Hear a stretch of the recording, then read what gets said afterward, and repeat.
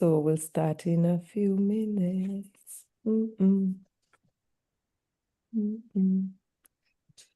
Getting ready. Good evening. Good evening, everyone. Good evening. Thank you. Thank you. Welcome to Medical Mondays with Dr. O in this heat. But, thank God, hopefully we're all in air-conditioned settings and waiting to enjoy tonight. We have a lot of mental health issues going on around us and around the world today, just because of all that is going on. So you'll be wondering why we've been focusing a lot, every week, every few weeks, we come back to mental health. That's why, because we want to make sure that we have our mental health intact. Dr. Tonyo Kwesomi, and my background is in family medicine, HIV medicine, and addictions. And in people, really, in us.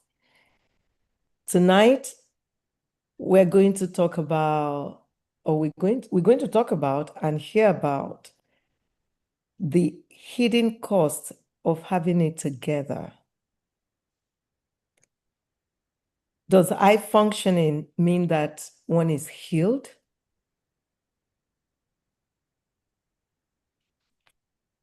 Our very own counselor, member of Medical Mondays with Dr. O, Aramide Adedeji, is going to expatiate on this for us tonight. And I hope she goes into some of the things I've been reading that she's been putting online. I read one recently. If she doesn't talk about it, I'll talk about it at the end of the program.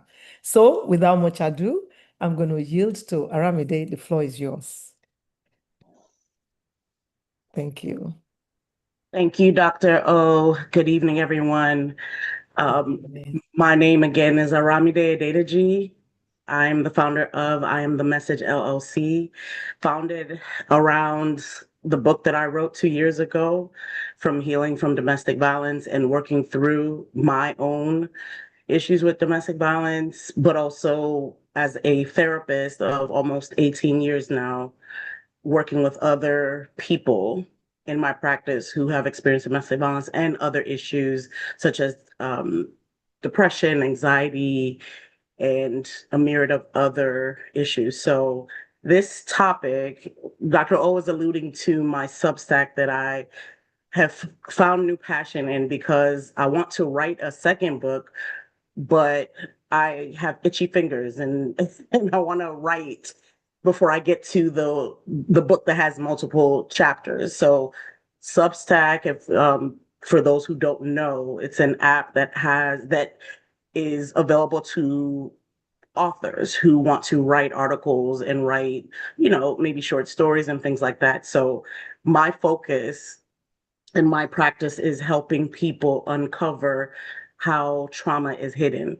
And so this Substack channel has allowed me to meet with a lot of people, really uncovering the traumatic experiences that we experience and naming what trauma is. A lot of times people don't want to name it, especially, I'm Nigerian.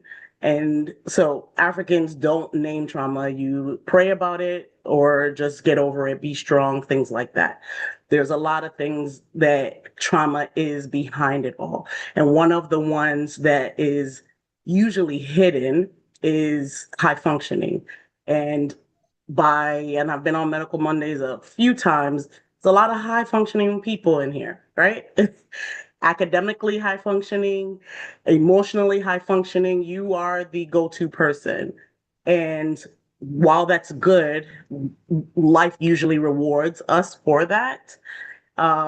What happens to the things that actually have happened to you?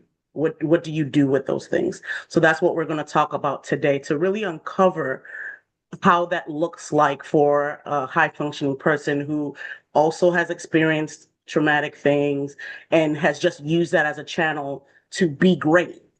And that's good, but you still need to be healed. You still need to figure out a way to work through the things that you've gone through.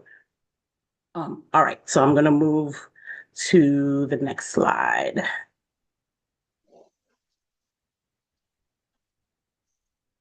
So before we go into quietly exhausted, I wanted to see, and I don't think I can do it like this, because I want to see who's in the room and who. Okay. All right. So I'm gonna ask a couple questions.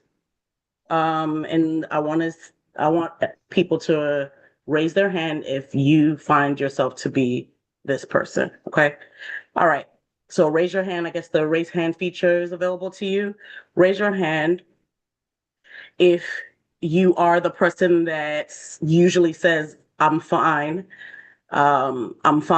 busy, but good.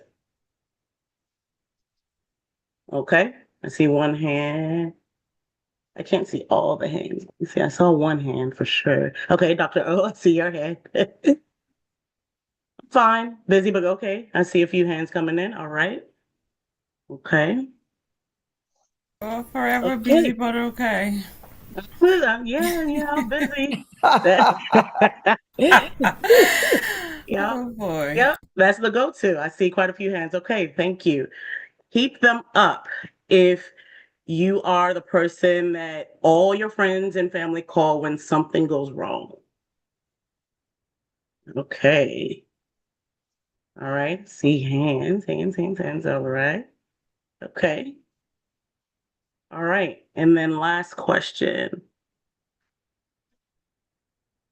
Now, keep them up for a third time if you actually can't remember the last time someone took care of you the way you take care of everyone else. Ooh, all those hands. Okay. All right. So, looks like a lot of people are in the right place tonight. You can majestically put down your hands because you're always holding it up, usually for everyone else. So you can place them down tonight. And we're going to walk you through why you have been ignoring your stuff while taking care of everyone else's.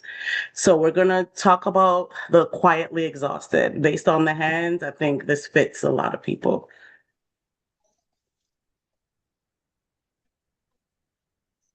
Whoops, go back. All right. So there's a lot of quietly exhausted people. I know I'm definitely one. I'm not only a mental health professional, I'm a consultant, I'm an author, I'm a mom, I'm a minister at my church, and I just have a lot of hats and I'm exhausted. And but quietly exhausted. No one usually knows how exhausted I am. If I do share that, maybe one or two people, if that. And by the time I share, I'm so exhausted that, I've shut everything down and they are looking for me. Where have you been? What's going on? That's when it gets to that level. Now that everyone's looking for me, but otherwise, usually quietly exhausted, handling the day to day. So this person rarely gets asked if they're okay, and not because no one cares, but because everything about them communicates that they are already okay. So the way that you've carried yourself and all of these things, and I'll tie it into childhood, all of these things has been built into your character, who you've been. You're the child who, always did well in school. You stayed out of everyone's way. You rarely got in trouble. I have quite a few clients like that. So it's not that people don't care. If you actually spoke to them, I had a client earlier today. She is definitely this person. People do care, but they rarely ask because the assumption is, oh, you're fine, because you usually handle yourself while also handling other people. And if we are honest, there's external success attached to that. So when I remember talking to a client one time, she has a younger brother, maybe 3 years younger than her. And the younger brother the younger brother would often get in trouble. He had real challenges, the parents had to go back and forth to a psychiatrist. He had to be placed in a facility for a little while. So that my client, this was when she was like 5 and 7, she saw that she needed to be out of the parents' way. She needed to be the one that did not cause them any extra issues because all of their attention was on her brother. So she maintained that. She maintained that position of being the quote unquote the good kid, the one that doesn't have issues, the one that doesn't ruffle feathers or rock the boat. She maintained good grades in school. She actually exceeded expectations and all that. So the parents really didn't have any issues with that. While that can be exhausting, there's also success with that because you're the one that's called on and there's something internally happening to you as you're receiving that external validation, external success. You're the first one to be called, and something inside of you says, I'm the first one to be called. And you feel excited about that. Meanwhile, not recognizing, like this client that I mentioned, not recognizing that, well, actually, I wanted attention too. I wanted my parents to spend time with me too. And now she's a 35-year-old client with me now, years later, looking for something that she really can't get from the parents anymore, but now she's seeking it from other places. And then there's a silent cost to that.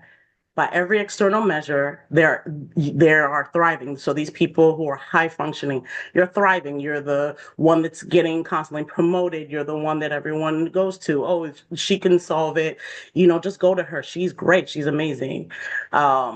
Very often you're the one that's the most exhausted in the room because it is a very heavy crown to be the go-to person in every space, in every part of your life. And so that's why we call it the quietly exhausted, because it is unheard of for the high functioning person to admit that unless you are being intentional about taking care of yourself. Once you do that, then you're ready to admit, I'm exhausted, I'm tired, I don't want to carry all these crowns anymore. Right. So I wanted to explain what high functioning trauma looks like. High functioning trauma, or let me say the definition. This is when the lasting effects of trauma show up not as visible struggle, but as relentless capacity. So basically, you have capacity to handle juggle all these balls in the air. You're able to take on other people's trauma. You're able to say the right things. You're able to be everything for everyone. So relentless capacity, achievement, reliability, and composure used as armor. On the outside, you look like you have it all together. On the inside, you're running on a survival strategy that says being useful and never a burden is how I stay safe and loved. So I want to pause for a couple seconds and let a couple people either speak to whether this is you or someone, or what does this definition mean to you. So I'm gonna pause really quick to let people speak up on that.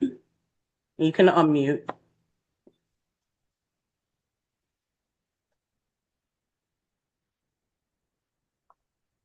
Anybody? Okay, I'm gonna comment. I'm off video with permission, so forgive me. No problem. I think for me, the challenge is if you grew up in the mindset, and some of us who are very much involved in church, you hear this concept, servanthood. Mm-hmm.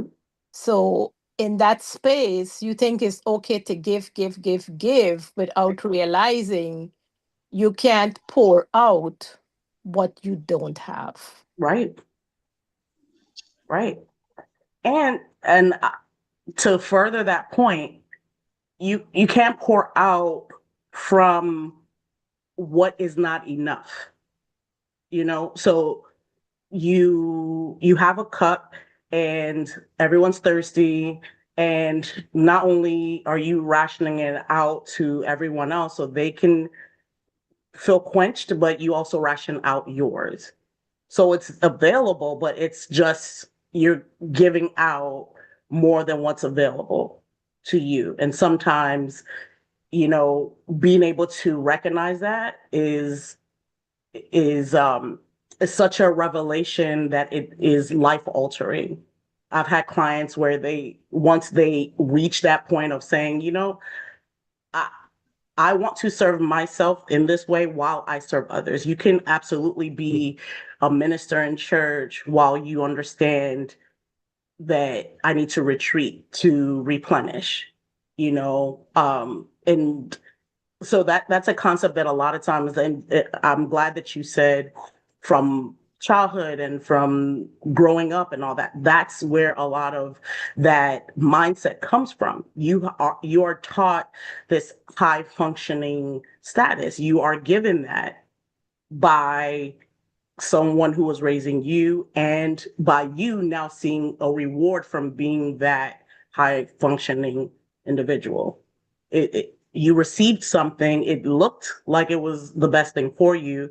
It looked like it pushed you to excel, to be great, and all of that, while also not recognizing some of the things that it took away. Like I used as an example, my client who basically later on in life, maybe 20 years down the line, is like, I don't think that was really fair. I needed to get some attention too. So thank you for sharing, Miss Ellen. Anybody else? Do you see yourself in this definition, high functioning trauma?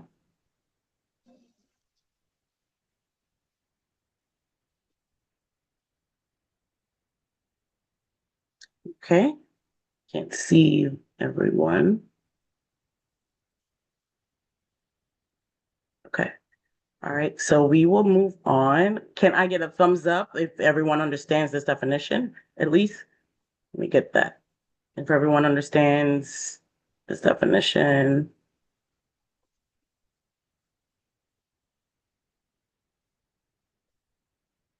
I can't see if everyone's doing that. Okay, thank you, thank you, thank you, thank you. All right, okay, so we're gonna move on. Okay, so sometimes the high functioning folks, they start to internalize being useful. And useful, it feeds you in a way that kind of takes away from the way that you take care of yourself at times. And the secret behind that is that you believe that you're taking care of yourself just as well as you are taking care of others. And sometimes it just does not bear the truth. What happens when you are sick? What happens when you really are in financial straits? Do you call, or are you always the one receiving a call and you figuring out? I was talking to one of my clients this morning. She is a physician, and she has three brothers, two that it appears she takes care of in a way, and um and there's just a way that she is carrying the weight of making sure that they're good. And and that speaks to this notion of being useful enough. There's something that feeds her as she helps them and supports them. So in that same space, my question to her is that, well, who supports you and in what way do they? And there's no answer to that. She can't give an answer to that because no one is in the way that she supports them. So this quote, if I am useful enough, capable enough, and never a burden, I will be safe. So if I output and never have to need support from everyone, then I should be okay because I'm capable. I'm strong enough to take care of myself. And that's usually, in that reasoning, that's usually where we harm ourselves.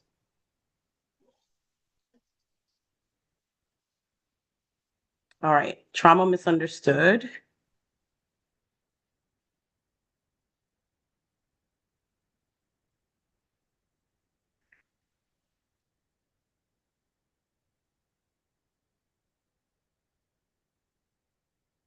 Okay, so trauma misunderstood. What we picture is an absolute collapse. So if I name trauma, if I say I'm experiencing something traumatic or this period is a traumatic period, or even what has happened to me in my childhood or in a relationship, people often picture absolute collapse. What we anticipate is we can't function, we can't take care of our daily needs, our children will suffer, work starts to decline, emotionally unstable, drop in responsibility, life visually put on pause. It doesn't look like the way that you've been functioning every day. And what the high functioning reality is that you do not collapse actually, but that's when you actually turn up your competence, your laser focus, you are um there's no struggle with visibility. You know exactly what needs to happen and you're pushing through no matter what you're feeling. And I'm gonna actually insert myself. I had a moment and I'm gonna put Dr. O on blast here. I'm gonna share my brief story. I I've I was having a moment with my daughter. She had some kind of medical stuff going on, and me being a high functioning individual, I'm the only one who can solve it. All I got to do is take her to the doctors, let the doctors do what they need to do. All I need to do is give her medication. All I need to do is do this. All I need to do is do that. I don't need, not really leaning on anybody. Not, I think I told my mom about it one time. I didn't address um, the emotional tax that was happening. I still went to work. I still, was talking to her teachers, making sure that she was good. Sometimes she would forget something at home. I would leave home, drive 30 minutes just to drop it off so that she was okay during that period. And I was just talking to Dr. O about what we're actually talking about tonight. We were having a conversation about my Substacks and my page and everything. And I just shared with her, I feel comfortable. And she knows my daughter, and I felt comfortable. And in the middle of that, I just burst out into tears. And I didn't know where that was coming from because I'm high functioning. Why are you crying? What's going on? Handle it, take care of it. And in that moment, I just felt full. And she was being kind and telling me, she had the doctor side and then she had the auntie side, and and just like handle it, but also it's okay. And so I felt all of those at once. And I was able to release because I felt sad that my daughter was in pain. And I just had a moment, and that's what this high functioning reality actually looks like. You're constantly doing because you need to, because you're high functioning. You need to. But when you allow the space to have a moment, maybe with someone you trust, maybe with you taking a pause and resting and saying out loud what's happening to you, then you can really experience the true release of emotions and feelings. And so I just wanted to share that as an example. As I'm self-diagnosing myself as a high functioning individual. So this is applicable to me. So I'm also healing from this because I, from childhood, have been that kid. Because, and I've shared in other Medical Mondays what I experienced as a child being in domestic violence. And, one can say, I often think about this because I worked with clients like this. What if I was the person who ended up on the street and was, with a pimp because I ran away, and I ran away from the home I was being abused in, and I ran away and I ended up with a pimp and then human trafficked and all that stuff. But that wasn't my story. I ended up with my family, but there was something in me that said, in order to be loved, you have to function highly. So while we can look at one story and say, oh, thank God you didn't end up, human trafficked, but I also didn't pay attention to the traumatic things that happened for a long time. which produced a high functioning person who could not get it wrong, who had to be on top, who had to be the go-to, who could not be weak, who had a dad who was like, are you the only one who has problems? Who a person who wrote a letter to her dad that said, you never say you're proud of me. And he's like, am I the one that's getting the A? Whose name is that on the certificate? That was my dad. So for me, it's like, you don't get rewarded for being weak, or you don't get rewarded for having those weak emotions or big feelings. You don't get rewarded for that. You just do, and hopefully God Almighty will see your efforts and he will bless you some kind of way, but you don't get rewarded for just doing. So just be that person. So that's what it usually looks like. So I just wanted to share my personal story with that. All right, let's see. So I wanted to do a quick reflection questions. We're not going to go through all of them. Whoops, all of these shouldn't be ones.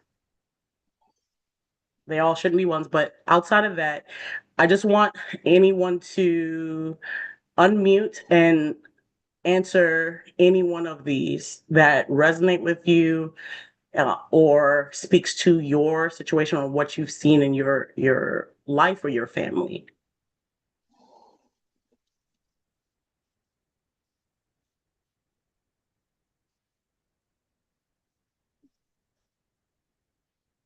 If I can get one or two people.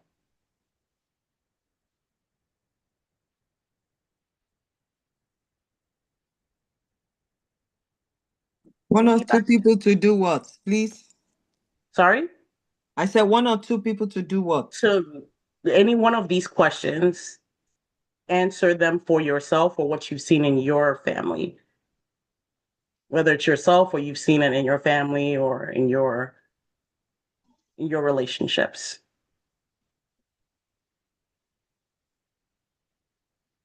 Any one of the questions, you don't have to answer all five. Just pick one that resonates or, okay. Go ahead, sir. Papula? Yeah, Popola is the name.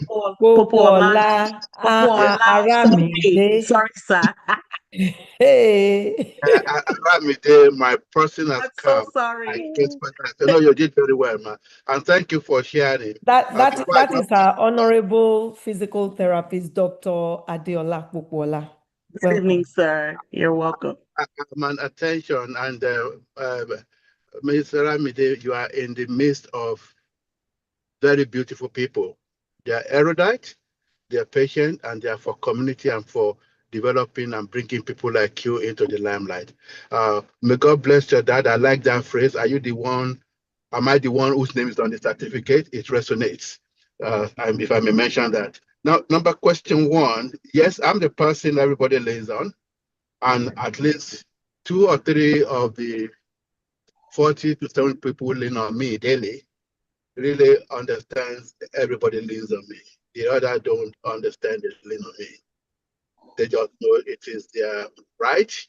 And since it's speaking, something inside me tells me regularly, constantly, that they have a right on me to lean on me. Okay? But sincerely speaking.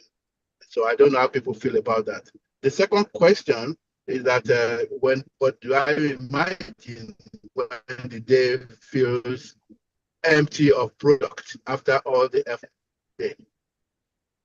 Sincerely speaking, a couple of days, I have seen the day begin with so much optimism. And at the end of the day, I can see I'm drained of energy. The more I feel drained towards the end of the day, the more I feel the emptiness of what I gained in that day. So I think I must have learned in a not too recent time that after all, every moment you are doing something or the other, just accept it. But one feels emptied. I don't want to use failed, but I feel so drained on such days. And there are emotional sentiments that in the body like. I have to make every effort to shake it off that. You try to do your best, but why didn't everything work? Okay, maybe I can carry over tomorrow And, I'm that kind of person, but I do feel those. Yeah, just a simple response, man. The questions 1 and 2. Thank you so much, sir. Appreciate. Is there anyone I Bridget, want to follow up? Bridget, Oh, sorry. sorry. Sorry, Oh, go ahead, do you want somebody else to answer or you want to No. comment? I was gonna ask Dr. Popola a Yeah. follow-up question, but if you need Go me to move ahead. on, No, I can. please, Okay. please do. So I want to go back to number one, where you said when you answered that question, is there anyone in your life right now who actually knows what you're carrying and how weighted this feels that you are the go-to person? I call my younger brother Okay. Mogaj. That means the factoid of the family. I'm the eldest of my Okay. family, of a large family. And just 2 days ago, we celebrate 50th birthday of my youngest brother, um, who had been living with Down syndrome and a very severe type. And that was when I was 17 years old. He was born then, and I think my colleagues at University of Ibadan, they embarrassed me that your mom is still giving birth at this age, at your age. So the embarrassment, and everybody knew, I felt it was born for me to take care of. So I started doing that for such a long time ago. So seeing him coming from a floppy child, took so many years before he could walk, before he could talk at all. He still stutters, and see that his growth is not as stunted, even it's as much. It's better, a lot better than what we never thought he would live to more than 5 years or 3 years. And it has Wow. now turned to be 50 years. So we Wow. celebrated him about 3 days ago, Saturday precisely, turning 50 years. And I had to ask some of my colleagues for here that is there still some hope? If somebody have lived to that age, I don't know any other person that have been Down syndrome, and every year he's been improving to such an extent that the community is functional in the community. Everybody loves him. He knows people by name. He understands. And the irony of it is that I'm looking at it now unfolding. Now, to go to that, my sister was the one who took over when I left Nigeria about 20 something years ago, almost 30 years ago, on a daily basis. Okay. And she gives me all the credit for that. So I feel at least two persons appreciate what I was doing, what it means. Because it's not what you do physically, but what your art has seems to have brought people to believe you are caring for them. Yeah. I don't know whether I can be clear to myself, actually. Talk less of being clear to you. Thank you, sir. Thank you. You help me out to make myself clear to myself. He's asking if it's clear to you because he doesn't even know if it's clear to himself. Okay, I got you. Yeah, very clear, very clear. It sounds like you are getting some support from not only the sister who has taken over from you when you left Nigeria, but recognizes that you have done a lot. And sometimes that is all families can offer, to say, you know what, we recognize your efforts and we thank you for it. So thank you for sharing, and happy birthday to your brother. Oh, thank you. Thank you for joining. People wish us so well. Wonderful, And wonderful. thank you for loving so much that Yes. you cared for him and for others. Thank Mhm. you. Yeah, we launched a foundation too, just to save children living with Down syndrome in Nigeria, because it has been a phenomenal improvement. And I hope I've studied a little bit since yesterday, 2 days ago, and I hope we might see somebody living up to 70s and becoming more functional, even resourceful and productive. Yeah. Well, when talk about Down syndrome down the road, we'll ask some more pressing questions to people on the forum here, who I'm sure will give us a lot of insight. We'll tackle that sometime. But remember to do that. Thank you. Miss Bridget, I see your hand up.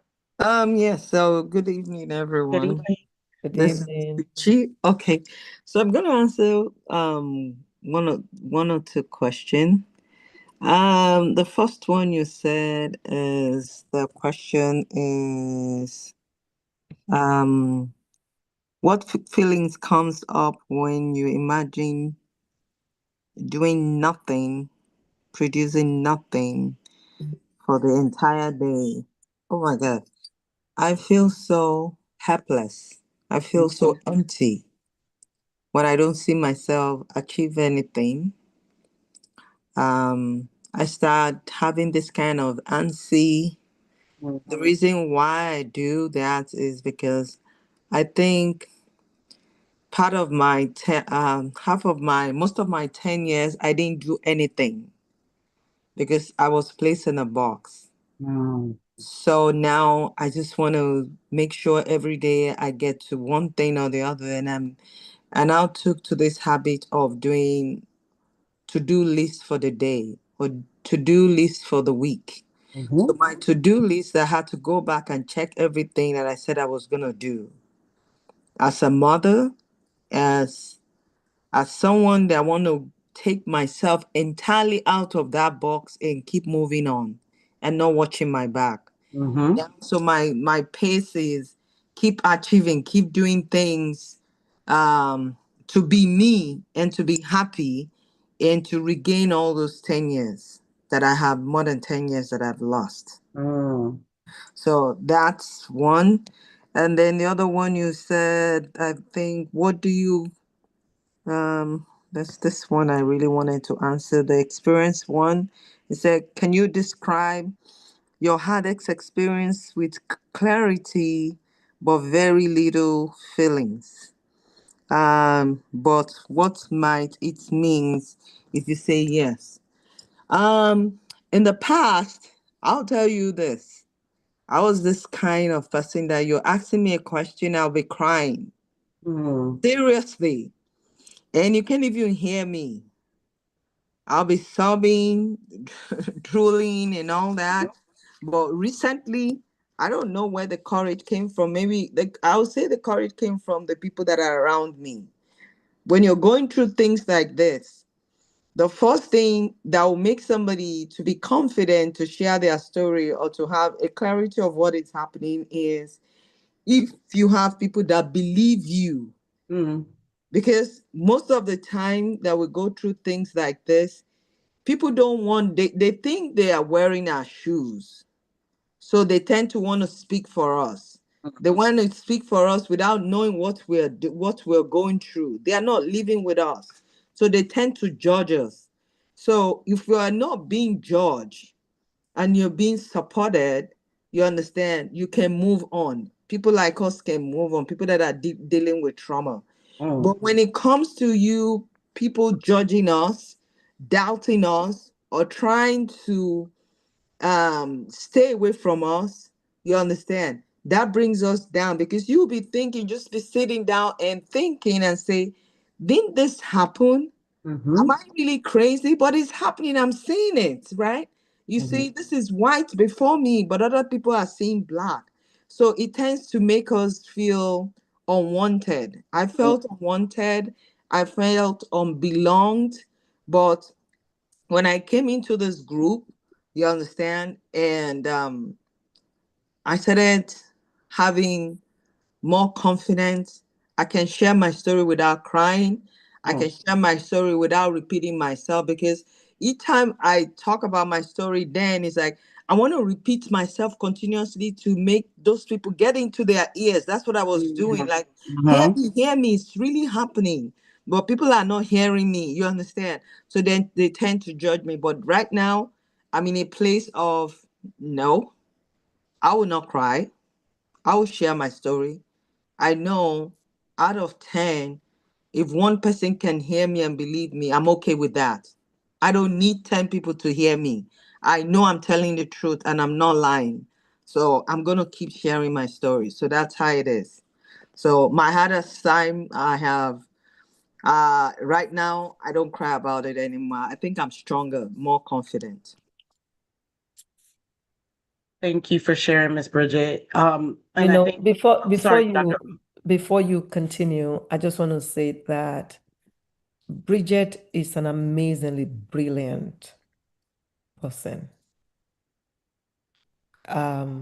The story she told, really, I'm sure a lot of Medical Mondays family know about her story. That's Nkechi, Bridget Nkechi. Mhm. She went through, imagine 10 years of suppression, and she told the truth. And she couldn't say two sentences without crying. How you doing, ma'am? Before she'll be crying, and but she's stronger than she thinks. She was stronger even than she thought. She just needed the support to help her see that. And she's come a long ways. I'm very proud of her. Brilliant human being, and human being with a great heart. Mhm. Now giving back to others. We appreciate you, Nkechi. Thank you, ma. Thank you. I knew that voice. I was like, I think I know who this is, but You I'm know just, who she is.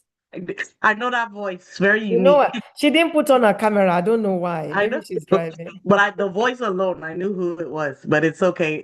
Thank you so much for sharing. And I wanted to say this as a feedback to what you shared.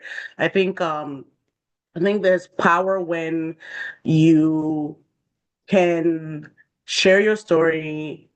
Let me say this.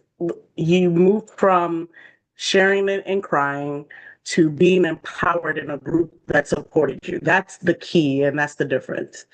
There's someone who didn't have that support and is still fighting to be believed and still fighting to really be in the spaces where other people are and to share your story without unapologetic.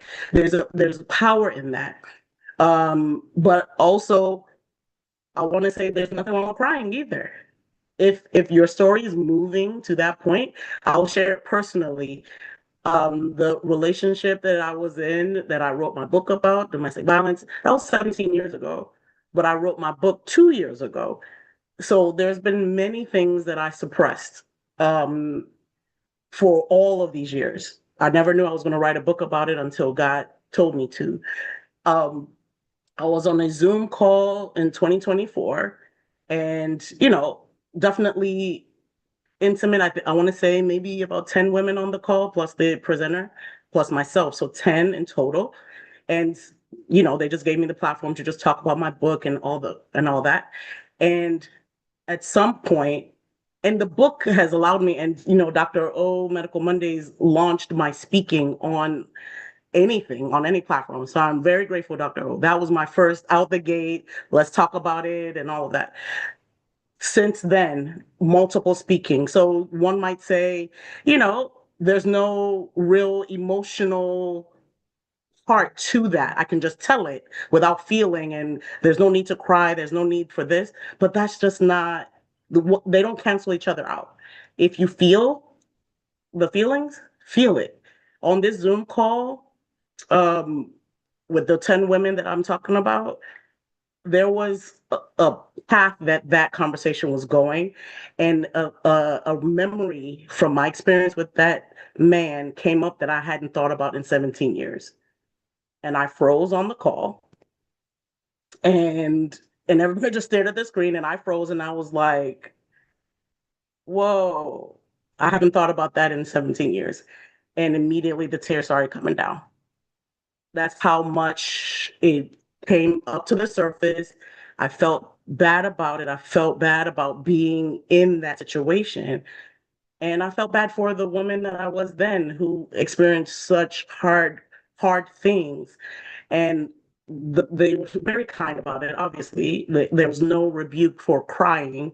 And so I shared that to say, you could cry. You can also, it's powerful that you can share it without crying, but it's also powerful if it feels like it.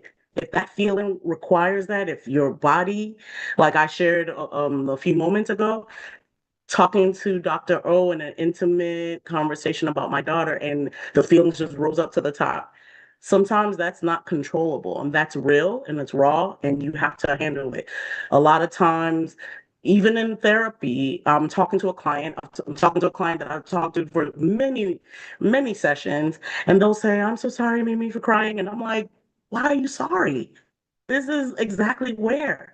So I want to encourage you, Bridget, if you have to tell the powerful part of your story and tears well up, please don't hold it back. That's my feedback to that. Don't hold it back if it requires it or calls for it, or that feeling is so palpable that it comes out, because that's real too. The thing, that's what we're talking about tonight. The high functioning person has passed through something, you've learned something, and now I'm not supposed to feel those things anymore. No, all of it is you. They're all you. Yes, ma'am.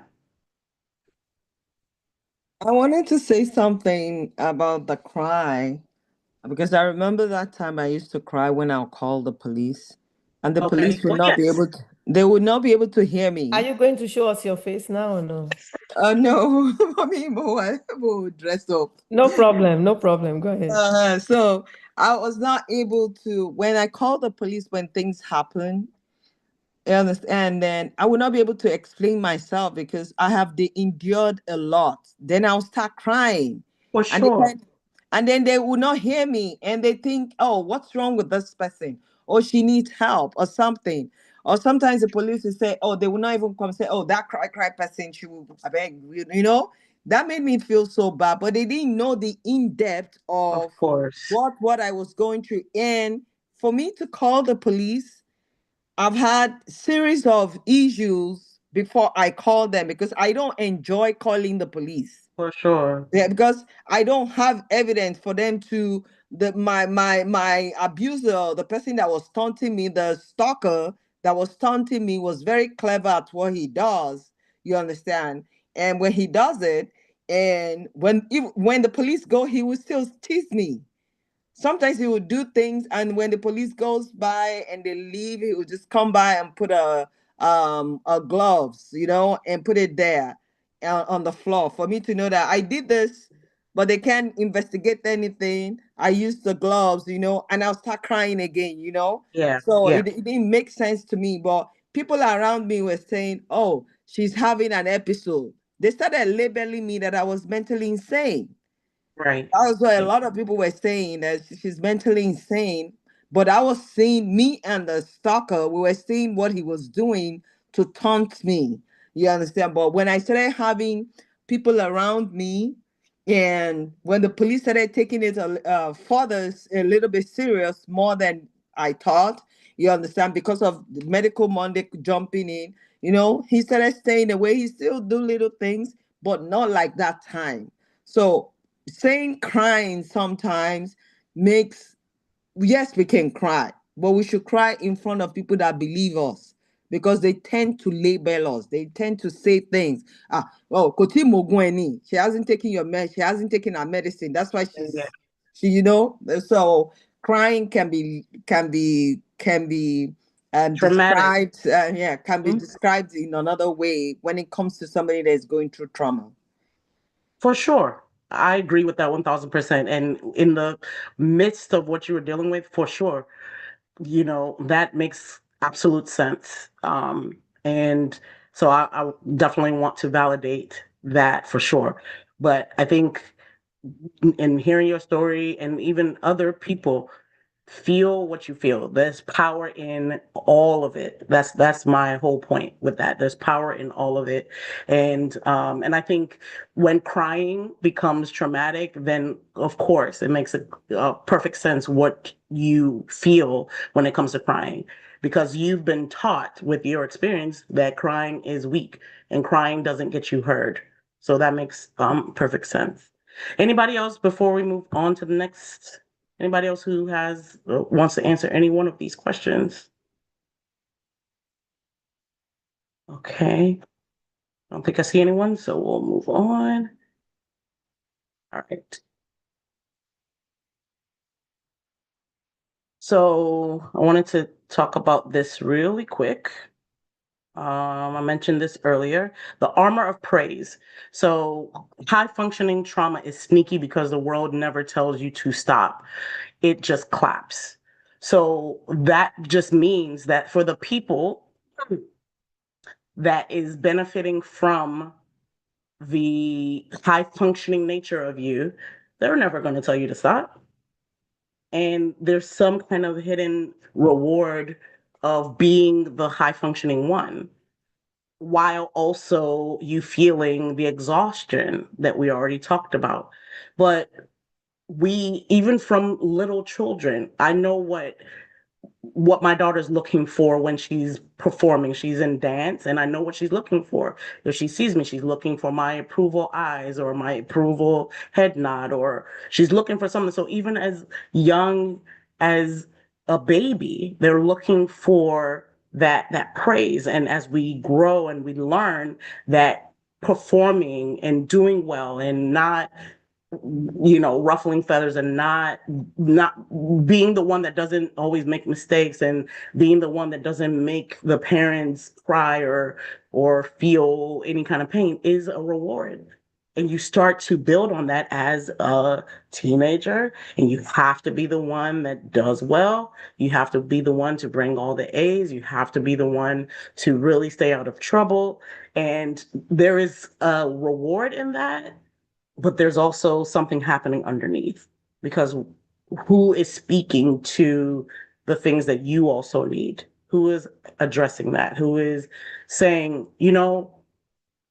Bridget, always, she always brings home A's. How do we reward that? How do we, for someone to actually say the words, not just give you a head nod and say good job, but actually say it in words that, you know what, good job for this. We're going to actually reward this. What you're getting, usually, the armor of praise, is that somehow you're being rewarded. Your teachers are giving you good grades for it. You're not getting in trouble with your parents.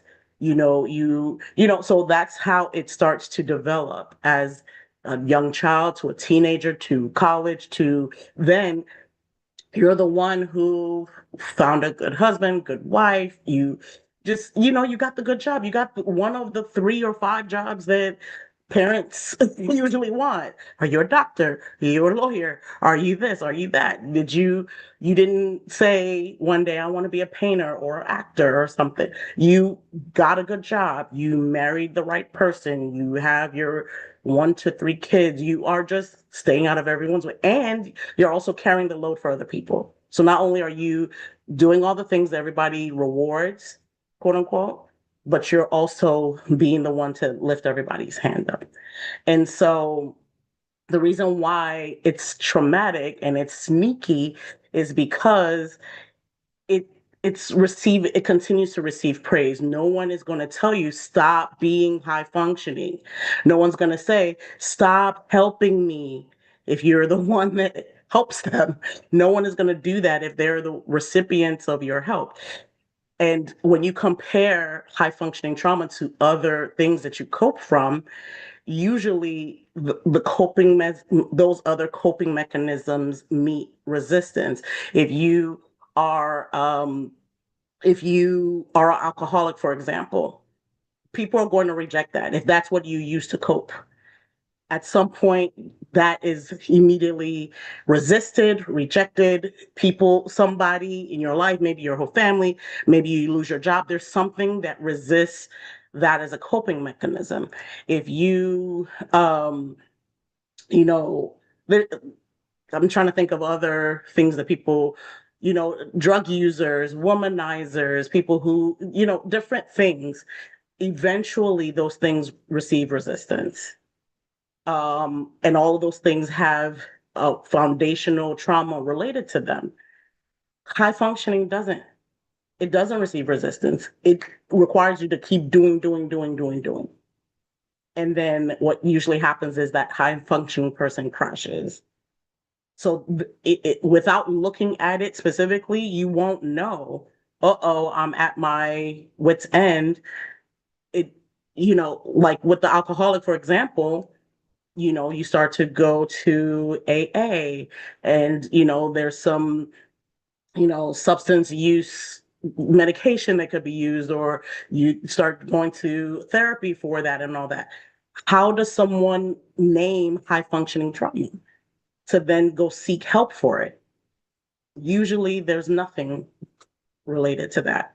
Avoidance causes severe problems and behavior produces painful consequences that force reckoning. So when you avoid your own issues, that is attached to your traumatic experiences, then there's painful consequences. If you start to say, I want to start working on this issue that I know comes from childhood, then that impacts somebody who you help, or that impacts the way that you're showing up. And that has immediate effects that could impact a relationship.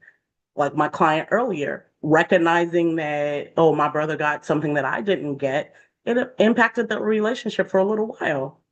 Her and her brother, they, didn't talk, and there was just some kind of friction in their relationship because she recognizes I didn't get what I needed to, and she's coming to me. She's been my client for probably more than 4 years now. Being able to name what she's going through kind of opens her up for understanding that, wow, I I was impacted by what I didn't get. Instead of intervening, society applauds. So basically, like I said, you get rewarded for your good, high functioning work. Everybody claps for you. Thank you for always showing up. You're great. You're amazing. What will we do without you? But who is intervening to say, why don't you sit down for a second? Why don't I come in and do this for you this time? You're the one always surprising everyone with a nice gift. We're going to remember you this time. What about, there's no intervention. No one is stopping you in your tracks to say, nope, no, not this time. You sit down. No, we'll take care of, this situation. You know what? You're the one that's always handling this. We got it this time. Who is doing that? There's no intervention coming your way. So that's where, and then because there's no intervention, you keep going because you now see that as a high functioning individual, it's not going to get done without me. I've heard that many, many times in therapy. Well, Mimi, if I don't do it, it's not going to get done. Really? Is that really true? Or is that what you've over time been rewarded with?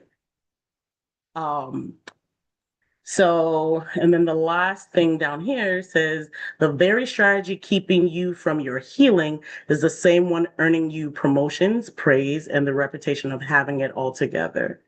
So basically, being a high functioning individual is not allowing you to have that real and honest conversation to say, I'm just tired. I'm just tired. And I don't actually want to do it. I show up like I want to do it all. I show up like I want to be there for everyone all. But I actually can't admit out loud that I'm tired and I just don't want to do it. And so that's what the armor of praise for a high functioning individual looks like. I just have a couple more slides. I just want to highlight the internal divide because it's hard as I won't say a recovering, but I'm a high functioning individual. So there is an internal divide that happens. Analyzing what success looks like on the outside versus how it actually feels on the inside. I just want to go through that really quickly. Okay, so what it looks like on the inside for what it looks like on the outside for a high functioning individual. You're usually calm under pressure. I see your hand, doctor. I'm gonna come to you in a moment. Or do you want me to, let me actually come to you now before I go into the slide. Go ahead, sir. Yeah, thank you so very much. Honestly speaking, you hit some of us stuck in the face.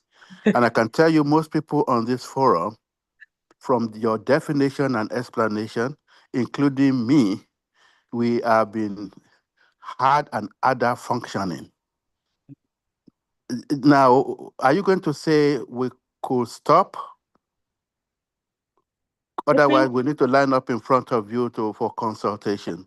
Almost everybody on this forum that I know personally just fits that definition. And I now see that it is actually a condition, a medical condition. And that's, I want you to really know that I'm speaking for many people here. Certainly. We're Thank you, just that sir. simple praise. Yeah. Thank you, Thank you, sir. ma'am. You can go ahead now, please. I think Miss Ellen also has her hand up. Yeah, thank you for the opportunity. I just wanted to say that's why forums like these, Medical Mondays and other forums, are important because people are suffering in silence, are probably being labeled high functioning, and don't know what they need to do to adjust and to apply what I will call, all of us hear this term these days, apply self care. Yeah, And what yeah. do I need to do to apply self care, to care for others? But back to the point, I can't pour out if I don't have anything in the cup. Mhm. And I'd like to say this sometimes to people: no is a complete It sentence. is. It is. It is. When I started to say that, I was like, "Ooh, that feels good." Yes, it is very complete. Yep. No explanation, unapologetic. No. Thank you for sharing, Miss Ellen. So I wanted to share, and I'm gonna answer that question, Dr. Popola. I'm gonna answer that as far as what to do. You know, this is not something obviously that medication can cure.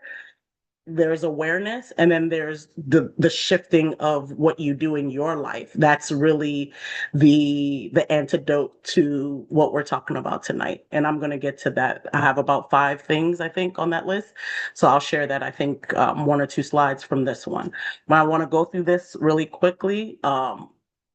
What usually is happening on the outside. You're calm under pressure, unshakable, handles crises with ease.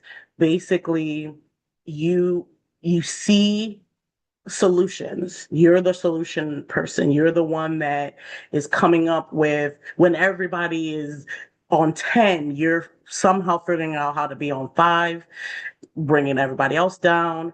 You are unflappable, unshakable. You know what to do, or at least you'll figure out what to do. And it somehow, again, talking about the rewards, somehow you have evidence of that. You're a proven solution maker. You have proven that time and time again. And when it happens again, you sit back in your chair and you're like, thank you, God, I did it again. There's a reward for that. And there's a reward from other people, which causes them to keep coming to you. There's an internal reward because you feel happy that you have helped a crisis. So it becomes this kind of cyclical pattern that nobody comes out of, and more so you, because you're the one that always has to address crises. You're incredibly reliable. The rock for everyone. You hit every deadline. Someone says, I remember in my church, we have all these different functions, probably in most of y'all's churches too. There's lots of people, but there's really just a handful of people holding the church up. There's like maybe, if you're a big church, maybe 50 to 100. If you're a medium-sized church, maybe 20 or so. I'm one of the 20. Okay. So there's lots of things. And I remember one of my church sisters saying one time, one sister who hadn't worked with me before, she was panicking. She was like, Aramide didn't give me this before she traveled, and she did this and she did that, and I thought we were supposed to have this, and from my notes I need to make sure and I need to find out.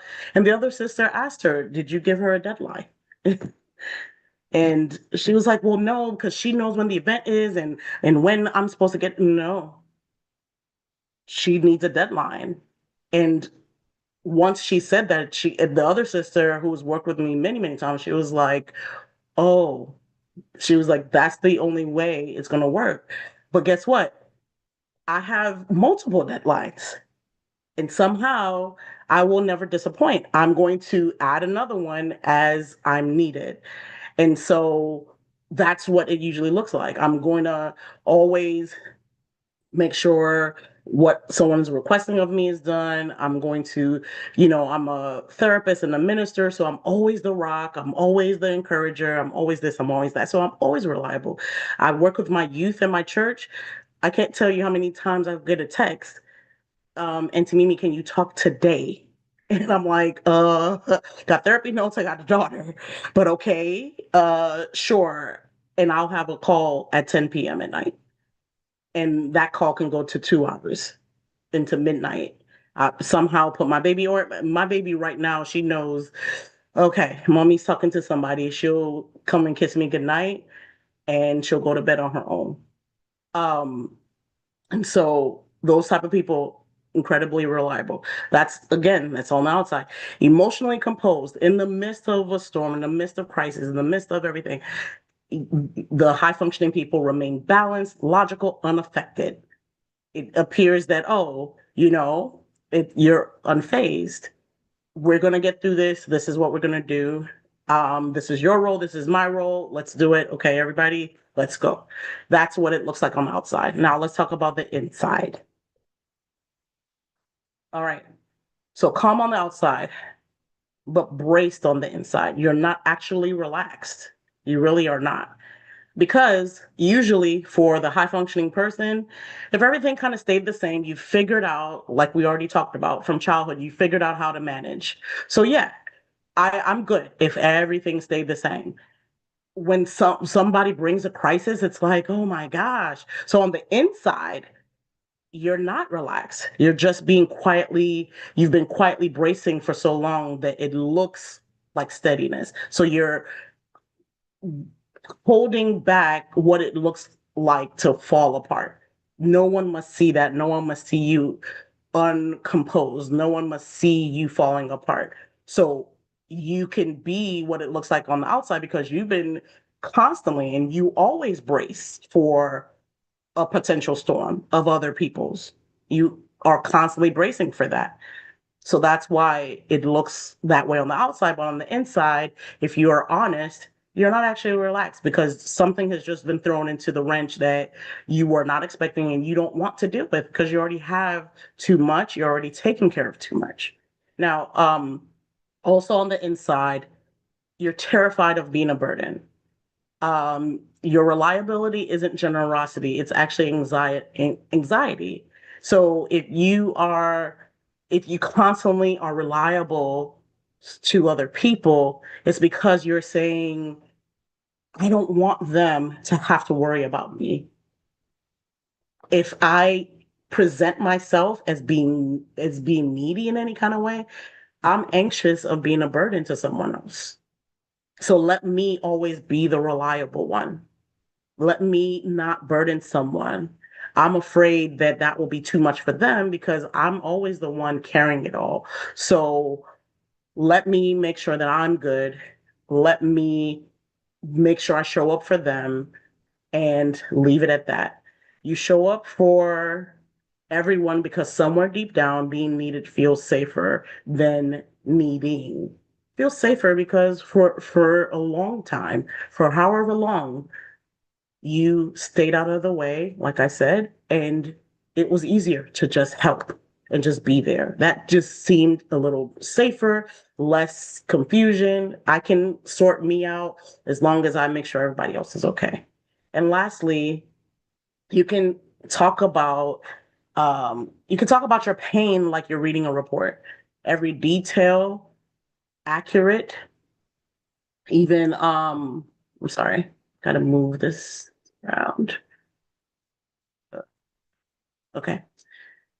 Every detail accurate, every fact in place, and you somehow completely untouched by it. So what that means is that you know your story, you've shared it, you've somehow developed armor, like we talked about earlier, and you can share it without attaching the emotions that come with it. Because again, once you attach the emotions that come with it, then now you are presenting yourself as needy to someone else, which is already what we talked about is terrifying to a high functioning individual. So I can, someone says, if you were abused as a child or all these awful things that children have gone through, a lot of times in people's work or connecting with people, you can share it because it needs to be shared to either prove your point or it's the work that you do. But you've removed yourself from it because by infusing yourself in it, that requires emotions from other people that you've already believed somewhere as a high functioning person. You believed that other people can't handle it. So that's the difference between the outside versus the inside. And you can let me know if you have any questions about that. And I'm gonna move to the next slide.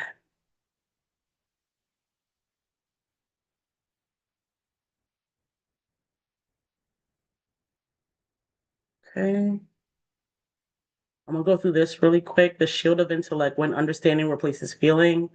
High functioning trauma produces individuals who can talk about like I was just saying a moment ago, talk about their wounds with remarkable psychological insight and zero raw emotional contact. They can talk, they can tell you exactly what happened and exactly how it shaped them, all while remaining safely behind a fake glass. The highly detailed insight itself becomes the final, most impenetrable layer of armor. So basically, like I was saying a moment ago, understanding the need for other people to hear your story, for other people to help in their path of healing, by sharing your story, but there is a shield around your story. There's a shield around you where it's only used for intellect. It's only used for support for other people, not anything for you because you've passed through it. You're high functioning. It doesn't impact you at all. It doesn't affect your day to day. It doesn't affect what you do, which is again all that we're talking about tonight. You have to penetrate that wall so that you can be healed, so that you can take care of yourself.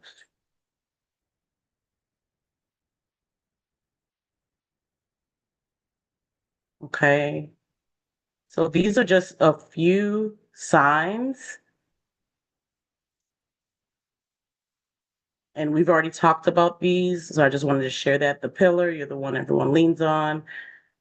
Anxious rest, stillness produces guilt and active anxiety rather than restoration. Estrangement, you can describe your difficult history with composure and feel absolutely nothing. Um, an output worth, your self-worth is tightly bound to productivity. A day without work feels worthless. And we talked about earlier, a few people spoke about what that type of day would look like. Okay, we're not gonna watch this video because I want to get to the healing and then open the floor for questions. So this is the healing. And again, it's not like another type of diagnosis where, you can take a medication for it or just talk about it in therapy. You actively have to take certain actions in order to feel better about being a high functioning individual. So practice receiving. Let someone, high functioning people have a hard time receiving. If you believe that or agree, please put a thumbs up because when I talk to clients and they're just like, no, no, no, I don't need anything. That is just not true. We all need something. We all need support. We all need love. And Miss Veronica, is that a question or you were just agreeing?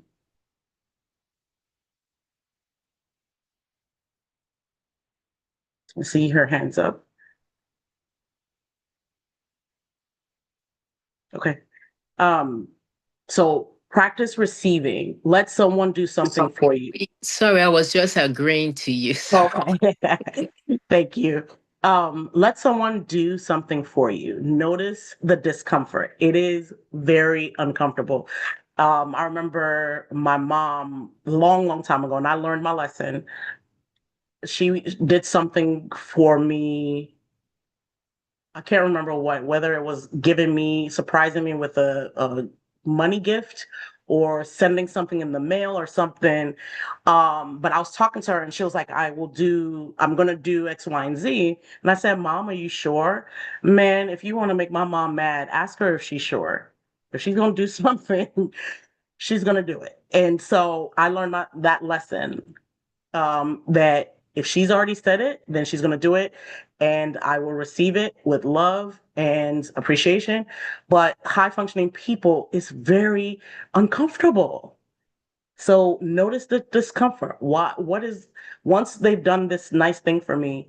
And one thing I noticed too about myself, and I had to talk to my therapist about this a while back. I noticed this a while back, that if someone does do something for me, I'm immediately thinking about how to do something back. If you bought me this plant, a flower, I'm gonna buy you a flower and add cookies to it because I'm high functioning. I gotta make sure that you know that I saw your gift, I appreciate it, and you know what? Here you go. And I worked for a long time with my therapist why that is.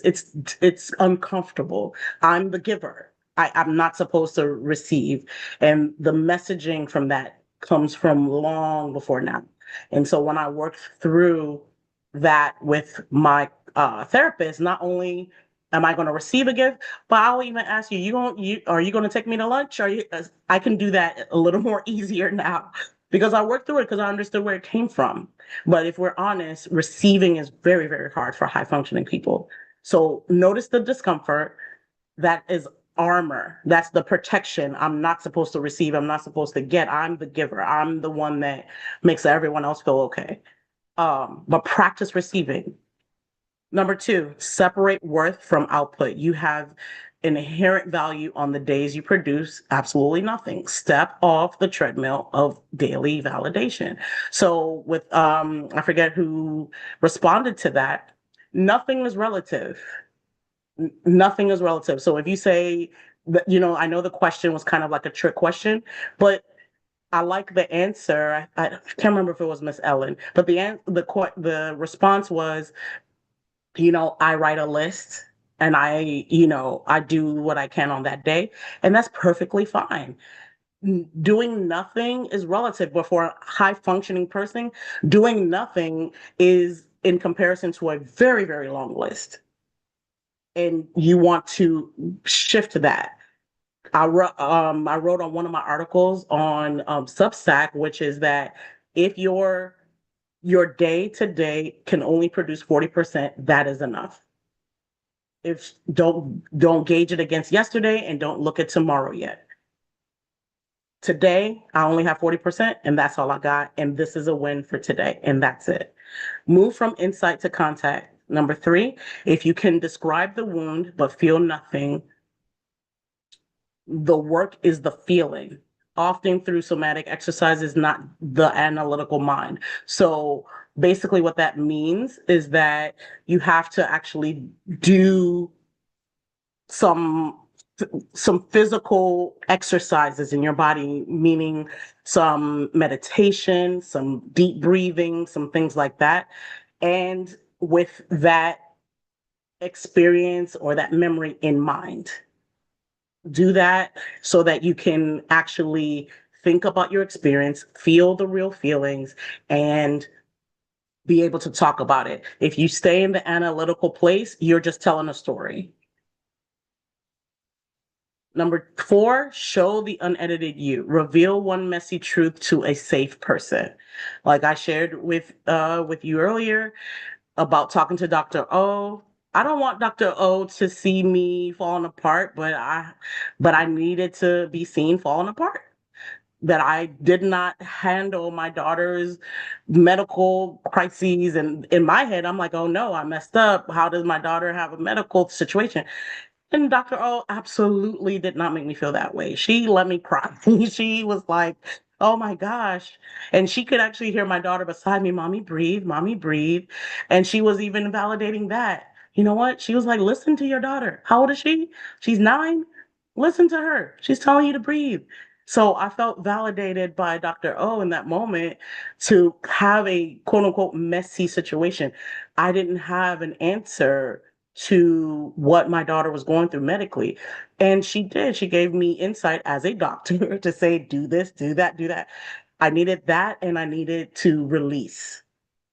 And it's okay to let someone know I I don't have it together today. And then lastly, schedule defiant stillness.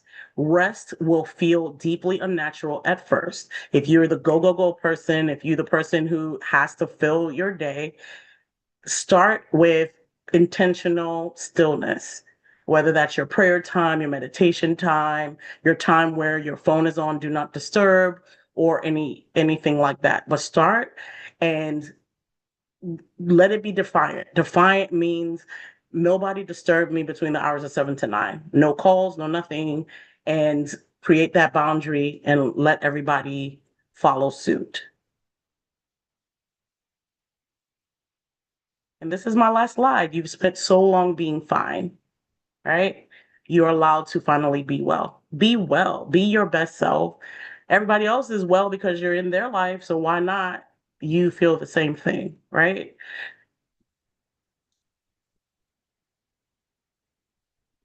So, and that's me. That is all I have. If you click this QR code, you will get to all of my information, my Substack, where this topic came from that I wrote about. You can find all my articles there. I post something every Monday and Friday, a new article, but by right now, I have about 10 articles that are already up, and I have articles coming out all the way through July. So I thank you for your time and your attention, and I hope this helped somebody on tonight's call. Wow. Thank you so much. When you scan that QR code, it says, I am the Message LLC. I read Aramide's article on the NICS, and honestly, it's the best article I've read in a long time. Please look for it and read it. It was not only educational, it was therapeutic. It was deep. On the Knicks' recent win, after they were down 29 points. So scan this so you can get insight into Aramide's writings. They are deep. They're needed at this time. Sister Ellen Toppin said, how do you see the emotion of shame and pride impacting high-functioning people from seeking help? How do you see the emotion of shame and pride impacting high-functioning people from seeking help? Great question. Great question. Excellent question. My answer to that is that I would have, if that client came to me, I would want to retrace the steps to find out, where did shame first come up? Where was shame first introduced? And and I would say, pride is a cousin to that experience, but still it was taught somewhere. And so I believe that it's very much a part of why someone would be high functioning, because you weren't allowed to mess up. So you were shamed for messing up. There were ways that people handled your mess up that you learned that I'm not allowed to. And therefore that child, or that child, middle schooler or what have you, learned that life doesn't reward any kind of way mess ups. And so the internal idea of shame then causes you to always high function. I cannot mess up. I have to always be on point. You have to unlearn the idea of, and even the definition of shame itself could be questioned if you then look back to where these things came from. Where were those early lessons learned? When you now look back, should I have been shamed for that? Should I have experienced that? Should my mom, should my dad, or whoever, should they have treated me that way? And when the answer is no, then you realize I had nothing to be ashamed of. And therefore, I'm going to create authentic experiences with people that allow me to be my real me, that don't need me to only be high functioning, but allow me to mess up. I remember, and I don't know if any of my family members are on this call, but I remember, I'm a high functioning person in my family, but I remember one time my sister said something about me being a hothead and me being she described a certain characteristic that I did not appreciate. I'm like, a hothead, and I need to have things in a certain way and all that. And my friend who's, my sister who's known me all my life, and then my friend who I've known for 3 years was the one to challenge my sister to say, well, I've known her for 3 years now. I've never seen that side, because of course I've worked through being high functioning, and so I can be myself with her. We're both therapists. We know, we've cried, we've all of that. So she was telling my sister that I don't think that that's her. But one thing that I realized through that experience, after me and my sister talked about it, we cried about it, one thing that I realized was that I took upon myself to be the carrier of all the things that our family needed to do. I needed to be the one to make sure the family came together. I'm the family person. I'm the one that gathers, and I'm the one that sets up appointments. And so I recognized that, and she also did. She recognized that we want, and it's, unfortunate, we want one side of you. We don't want the other side of you. The other side that is, I want this, I want that. And I felt shame about that. I felt shame that there was a side of me that my siblings didn't like. Because I was the one always producing. I was gathering the family. There was a message about shame, about, being like this, that I understood they didn't like. And I felt terrible about it. But they also receive the benefit of the other side of it, which is that I produce. And if I'm gathering the family, the year that my dad, a few months after my dad, no, a few months before my dad passed away, the last thing that my dad said was, Aramide, I want you to get everybody together. That's all he needed to say. I had a U-Haul full of food that Christmas, because that's me. I'm high functioning. Oh, dad wants us to get together. This might be his last Christmas. My cousin who came with us, she said, who is coming? Who's coming to this party? 6 people all together. But that's me. So my family enjoys that.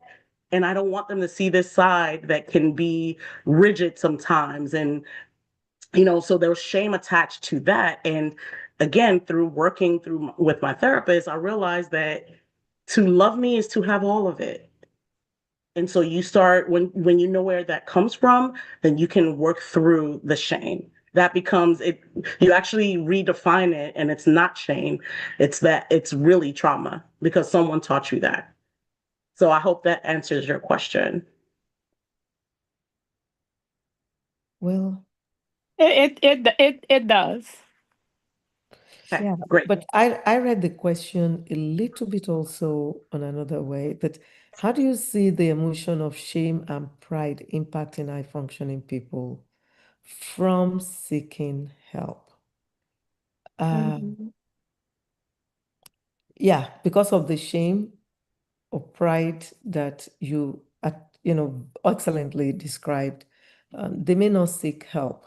But Yeah. my hope is that when they do seek help or encounter people in their lives that know anything Mhm. about emotions and feelings, that they will recognize that. That Yeah. even a therapist will recognize that to be able Mhm. to help. when they encounter them. Thank you so much for that question. It was Yeah. good. Yeah. Bridget, you have Thank your you. hand raised. Thank you, Dr. O.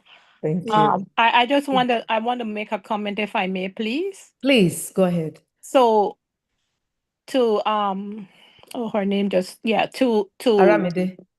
Dr. Aramide. Hopefully I Yeah. didn't mess it up too badly. You did it. You did well. Doctor, though, So but it's all good. so when I listened to your presentation, and again, thank you very much for sharing. Um, I used to be a high functioning person. I was the one who dad expect to do all these things, and he made it clear that he expected me to do all of these things, and I was not the eldest nor the youngest. And I was kind of like smack in the middle. But then when we think of shame and pride, if I tell people that I can't do something, it might be a level of shame. But if I keep doing all the things that dad expects me to do, I am prideful, which on a whole different level is a different topic, right? It could be something that Christ doesn't expect us to have for those of us who are biblical scholars. But then I have a sense of pride because I make that proud when I do the things that that expects me to do, right? So to your point, that could be seen as sort of as a as trauma, right? And it's not Sure. something that happened once, so it's not acute. It's something that happened continuously. So it now becomes an embedded, entrenched behavior. Sure. But when you get to sessions like with yours or with Dr. O, and we understand that, look, I think I made a comment in the chat, and we understand that I have to set my own expectation as well as set expectations for others. That's So right. when I learn to recognize that, look, there's no shame in shedding tears. As I have learned over the years, tears actually make you stronger. Because as you shed the tears, to me, you understand why you are crying. And after you have had a good cry, I don't know, I know men don't cry, that's what they let people to believe. But for the women on the call, when you would have had a good cry, you feel better after because you have let out all of those pent up emotions. I'm telling you my story. You have let out all of those pent up emotions. And I say to myself as well, to my girlfriends, God rested on the 7th day. So if I feel like leaving all of the dishes in the sink and go to my bed and not wash them, that sink is not being inspected by any military officer. I am leaving there and go to bed. If I don't feel like doing the laundry this weekend, I am not going to do it. I am leaving it there because I grew up where my mom said, you had to wash the dishes before you go to bed. You had to put away the laundry before you go to bed. No, I've come to the point where I've shed enough tears over washing dishes and putting away laundry that if I don't feel like doing it, it is going to stay right there until the next day. There's no rats, there's no mice, there's no roaches. I am going to bed because my sanity is better than washing the dishes. Thank you for allowing me to share. Oh, yeah. I Thank resonate you with so that. much. Oh, wow. Wow. Thank you. Wow. I have to learn that. Don't leave, you can leave your dishes. I'd wash it another time. Love it. Thank you. Bridget, you have your hand raised. Yes. For me, the word shame does not really go down with me. The word shame means afraid. You understand? It means a different thing to me. And then the word pride, it's not pride, it's being afraid of what people will say. Seeking help or trying to get to something when you don't know who you're talking to, because maybe you've tried it sometimes trying to seek help, and people had already placed you in a box where you shouldn't be. So why would I go to get help? So I better suck it up and just be quiet. So that's the way I say it. For me, when I was dealing with my situation, even till now, I still see places where I go to where people that don't know my story will just turn around and say, "Oh, today she's come again. I beg, let's move. Lie, woman." You understand? That never happened. Even on this forum too, when I came to tell my truth, I still had people saying, "It's not true. It didn't happen." You understand? So sometimes it makes me suck things in and not say anything and not seek help that I need. But I find my help in other way by keeping my head up and saying, look, I'm not giving in. I'll keep fighting and I'll try and do it myself until I find someone that can help me. And sometimes bottling things up can just go the other way. But with the help of God, I'm able to bottle those things up and contain them in a way until I started finding help. So that's the way I see it. And I wanted to add something really quick too. I think to add to the second half of that question, why someone would not seek help that may have experienced shame or prideful and all that. There's a level of awareness that comes with both of those, I believe. And in order to seek help, you have to be able to identify that you are and have experienced certain things, and therefore someone needs to help you with it. If you can't, if you're not aware of your situation or aware that, hey, I've been high functioning and I've been running myself into the ground and I don't ask for help, but I output all this help and I don't want to do that anymore. That's when help can be welcomed. But a lot of times, high functional people don't believe that they need the help. And so, you know, awareness has to be a part of that situation. And before help can happen, they have to arrive at that to be able to say, oh yeah, that was a bit much, or I experienced this and I think I do need someone else to step in here. Thank you. Thank you, Bridget, for that input. Yeah, fear, anxiety, shame, pride, all of these things would manifest in different people differently sometimes. Same emotion may manifest differently sometimes. Sister Marcia said, what an awesome presentation. It is paramount to be accountable to oneself. She says she believes that one's feeling an emotion is telling, and it is not an accident. As mentioned in this presentation, not many will tell us to stop. We cannot be functioning unconsciously because it will eventually become burdensome, resentful, regretful, and only to our own detriment. Her takeaway is never to feel guilty when it is not even applicable to our well-being or life. We have to work hard at it though. She said, thank you and well done, that she learned a lot. Wonderful. Yeah. Wonderful. So thank you so much for that comment.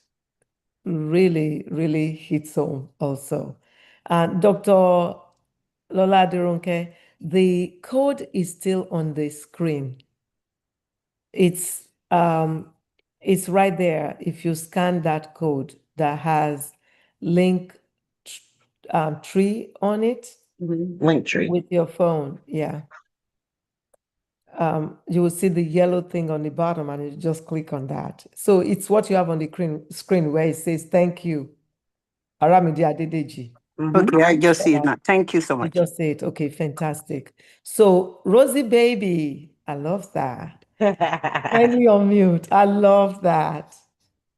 Good evening, everyone. Good evening. Aramide, great presentation. I've been listening to you.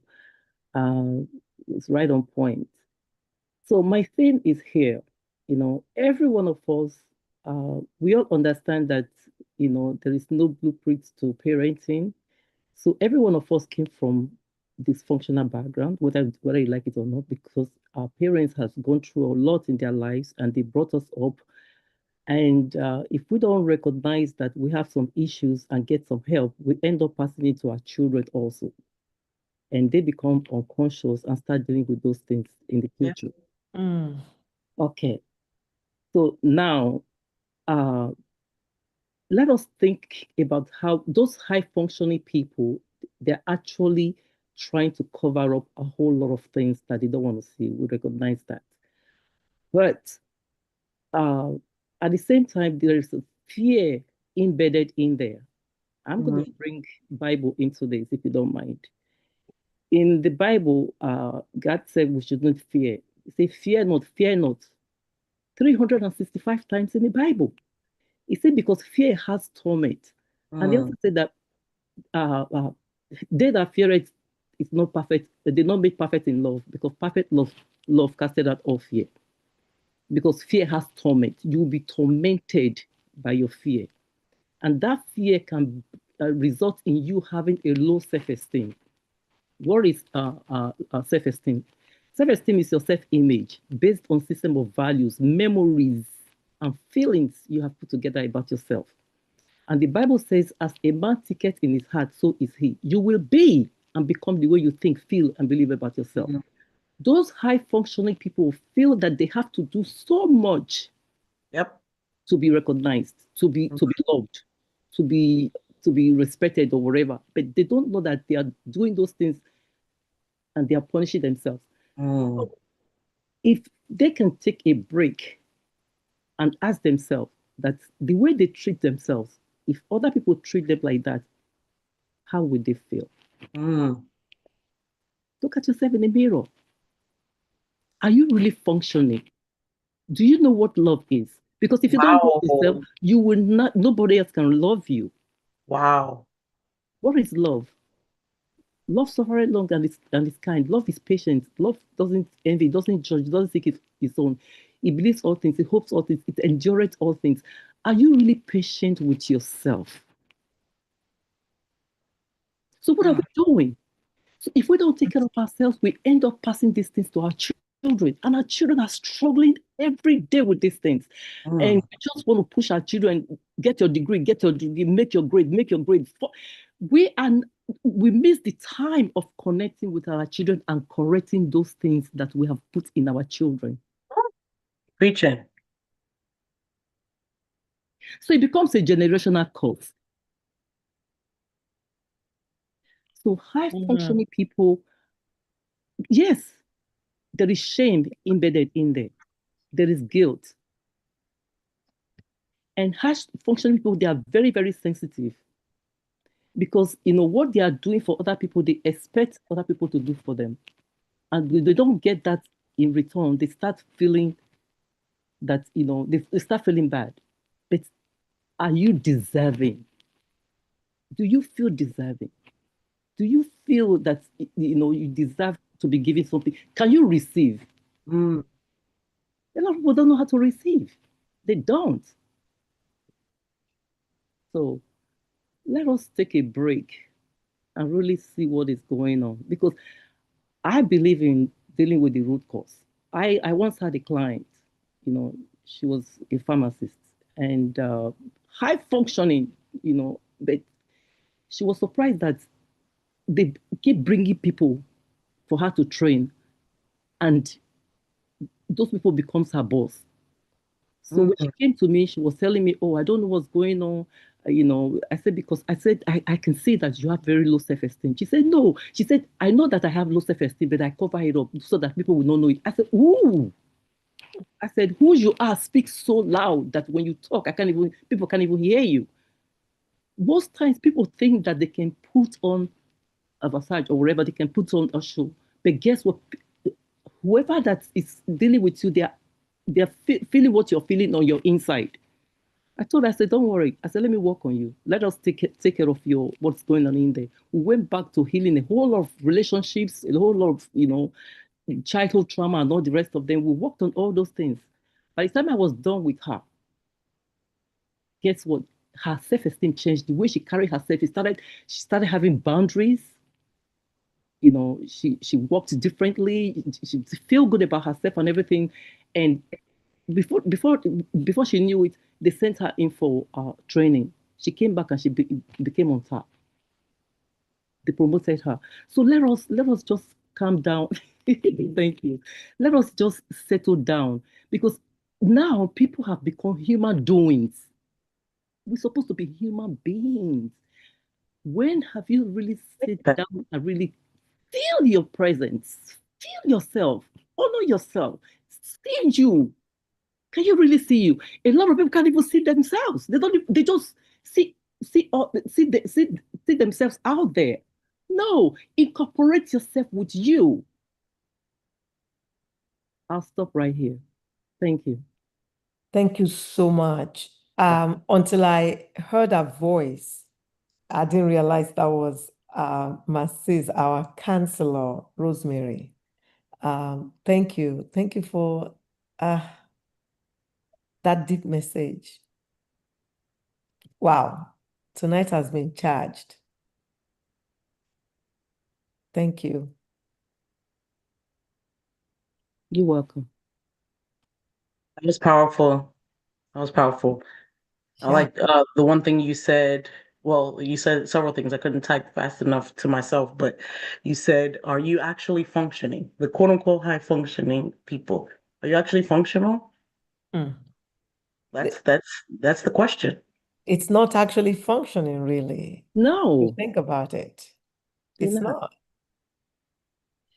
And Dr. Kokwola said, very true, generational trap. He put that in quotes. Generational trap of high functionality exceptions.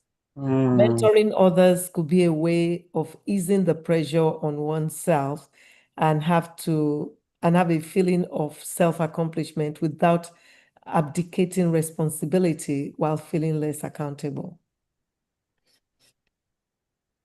Generational trap.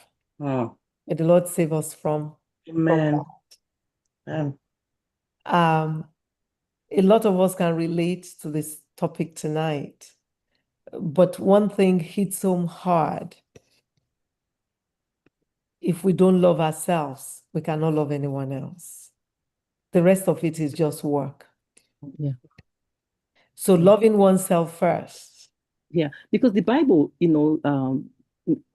you look at the 10 Commandments, the very first commandment says, "Love the Lord thy God with all your heart, with all your mind, with all your soul, with all your being." And the second is like unto the first. Love thy neighbor as thyself. You cannot love anybody if you don't love yourself. Okay, so imagine when you are traveling in a plane. They said, in case of an emergency, put on your own mask first. You got to do that, because what are you going to teach your children, teach everybody else if you don't know it? And people treat you with the same respect and value that you give yourself. Yep. So do not be angry when people start treating you less than, because that's exactly how you have taught them to treat you. Okay, so let us get in touch with our power, because God has not given us the spirit of fear, but of power, of love, and of a sound mind. Yeah. And the only way you can be able to receive that power, get in touch with that power, is true love. It's true love. Mm-hmm. Because if you look at Ephesians 14, Ephesians 3, verse 14 to 20 said, that the Lord will grant you that you will be strengthened in your inner mind, that you will be able to comprehend with all sense what is the depth and the height and the width and the length of love which surpasses knowledge, that you may be filled with all the fullness of God. And he said, now unto him who is able to do exceeding and abundantly above all we ask or think, according to the power that worketh in us. We all are very, very powerful. So we have to be able to get in touch with our power. It's that power of love that you get into that will transform you to be able to understand that first commandment and the second commandment. If you know the rest 8 commandments without the number 1 and 2, it can never stand the test of time. Impossible. Wow. Okay. On point. Thank you.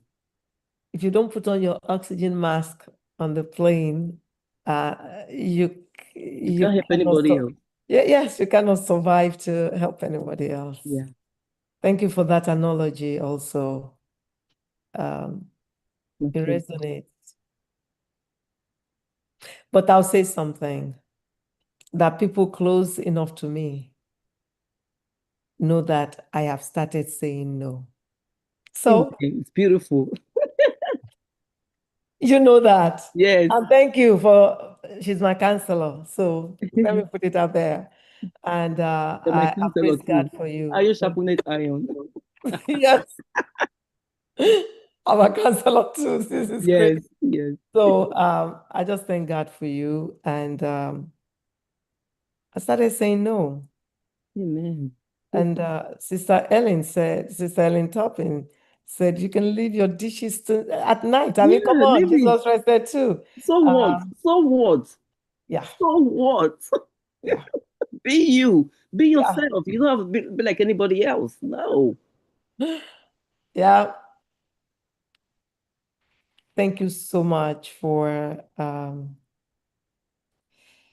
this deep conversation. This is a subject that people don't like to talk about.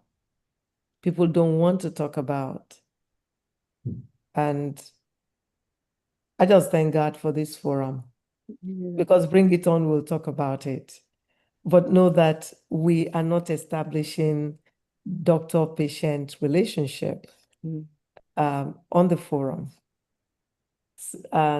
Sister Ellen Tappin said, failing to say no could also handicap others. And that is true. Absolutely. That is on point. Absolutely. Wow. Wow. I didn't even look at that perspective, but it is 100% true. Yeah. Because, we influence everybody. Anyone you get in touch with, you are either saving them or you are killing them. Okay, so let us all work on ourselves so that life is beautiful. You can be happy for no reason. Yeah. You can be yourself. Being yourself is the most beautiful thing you can ever think of. It's beautiful. I love me. I am my own best friend. Okay.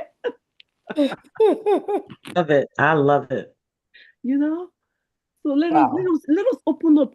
So why are you gonna be ashamed? Why are you suffering? Why are you suffering in silence? Be free. Go to somebody, speak to somebody. Go to a therapist. Open up, cry. Like the other lady talked about you crying. Cry. It's okay to cry. What are you ashamed of? Life is too short. Enjoy your life. Yep. So thank you so much. Oh my gosh. See, we got 2 of you in one spot. So, Aramide, yes, we ma'am. don't have any other questions. What would you like us to take home? What would be your parting words for us tonight? And look, Medical Mondays family, we need to take this message home maybe review it again on YouTube, because this Friday is our holiday, Friday holiday, July 4th is coming up, and people are traveling. So we will not be meeting next Monday. We'll be meeting the Monday after. And the Monday after, if you want to stop wasting money on taxes you should not pay and all of that, show up. It's going to be deep the Monday after that. So what would you like us to take home, to chew, to digest, till we see you again in July? Okay. I want to say thank you to everyone again. Thank you for your engagement, for the questions, for your just participating in this very important conversation. Being a high functioning person, I resonate with this, and it sounds like a lot of people can resonate with it as well. Parting words would be, think of the area of life that requires this type of behavior out of yourself. What area of life? Where is that right now? And look to shift that. Sometimes, while we're high functioning, and that shows up in a lot of different places, but there's a place that you especially feel especially sensitive to really be yourself and to be messy and to be as so is that your if you're feeling that way at church, at work, in your family, with your children, with your spouse, with your friend group, find one or two of those places that you especially find yourself needing to function on a high level and see how you can shift that. Start small and start with that particular area. Once you do that in that particular area, the rest will follow. You'll find yourself, when you start saying no as a complete sentence, it started from one area that you said no to. And then other places started to receive your very bold and very strong no. But it started from somewhere where you're like, I could say no. This felt good. Find the area that you feel the most the space where you feel like you have to function highly and you have to be on point. You have find that, start there, and start the process to heal. Start the process to work through it and allow for people to see the messy, real, beautiful you. Okay? That's my parting words. Thank you so much once again. Thank you, Dr. O, for giving me this opportunity. I appreciate you so, so much. And for encouraging me, telling me that you read my article and just, you just are such a blessing to me. So thank you so much. And thank you everyone on this call.